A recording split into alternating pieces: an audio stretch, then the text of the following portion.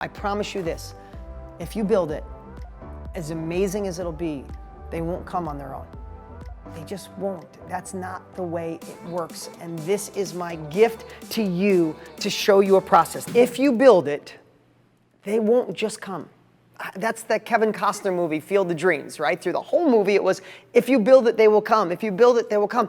And sometimes we have that perception, don't we? That if I build the greatest mastermind, the greatest workshop, the greatest community, the greatest group, the greatest business, sell the greatest widget, it'll go viral and people just come and they'll brag about it to each other. And that's what I would hope for you. But in most cases, in 99.999% of the time, that's not the case.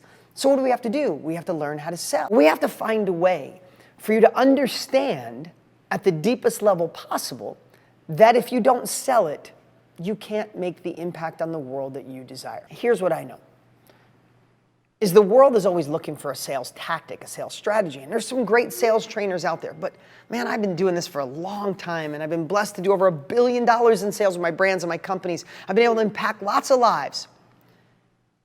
And when people ask me for the secret sales strategy, it really boils down to what I've taught all of you already. But it's okay. Listen, another thing. If there's anything I teach that you've heard today, good. How many times do you have to go to the gym to get in shape? Can you go over a weekend, crush it, and be in good shape for the rest of your life? No, you have to go all the time. And a lot of times you hear something that you've heard before, but you're still not doing it. Sorry, gotta call you out a little bit. So if you heard something you've heard before, great. Maybe this is the day that it becomes part of you. This is the day you engage. This is the day you realize it. Because the foundation for all good sales, and I want to start this here today because I'm going to talk about selling, and some of this could offend you, like, oh, we're talking about selling so much. What can you sell yourself? Because all sales start with selling you. How can you fall in love with the product so much right now? Fall in love with your mastermind. Fall in love with what you're going to teach. How can you save people time?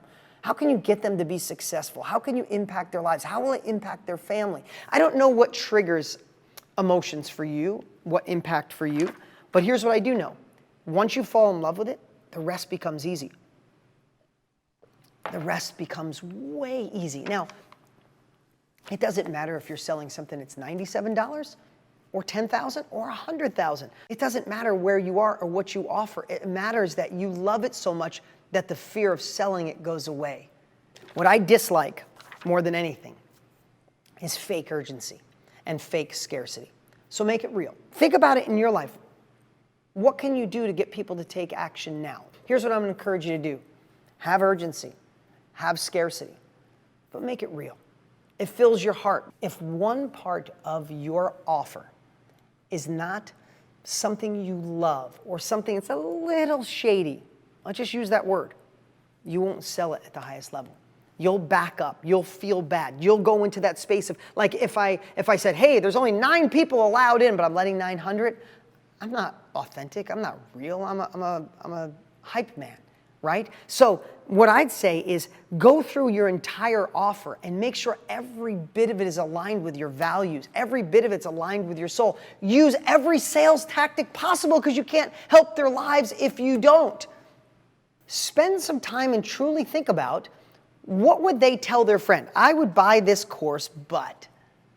I'd buy this book, but. I'd join that mastermind, but. And literally put yourself in that frame of mind. What are those buts? And can you address them in advance? Think about that. There are emotional and logical buyers. You know that there's both, right? Emotional buyers are like me. If I go to a car dealership, I see a car I want to buy it just like that. A logical buyer wants to spend time, test drive 3 or 4, wants to get questions answered.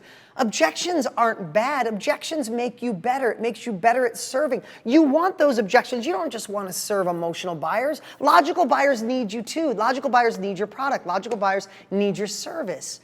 So with that, if logical buyers need all that, then how do you find out what their concerns are? Me, I've read tens of thousands of comments. Then I can understand what your fears are, what your worries are, and not here's the thing, again, going with alignment with your values, I don't just solve it with my words. If I find something like, oh, they need this, I go solve it fundamentally, and then I can overcome your objection in advance knowing I solved it. Does that make sense? So what objections? Is it time? Is it money? Is it what they'll get out of it? What's the guarantee? If they don't like it, will they get their money back? Find a way to identify their top objections and then solve them in advance. By this time, you should know at the deepest level what it is you're offering, why people need it, why you want to serve it, and you should be at this point vibrating with like, people need this so much that how can I do whatever it takes to get people to raise their hand? Again, fundamentally, when I look back at all the years of selling, whether it was used cars when I was young, and my own used cars, I used to buy wrecked cars, fix them up and flip them, or selling people to use the tow truck that I used, or selling on a date when I was in my 20s. Like, when I look back,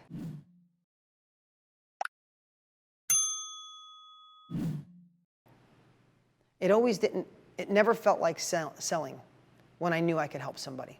So do whatever it takes to fall in love, because then when you start with the hook, story, close, it doesn't feel like some sleazy sales tack. It feels like this is the way I get people to say yes. Because listen, I promise you this, if you build it, as amazing as it'll be, they won't come on their own. They just won't. That's not the way it works. And this is my gift to you to show you a process.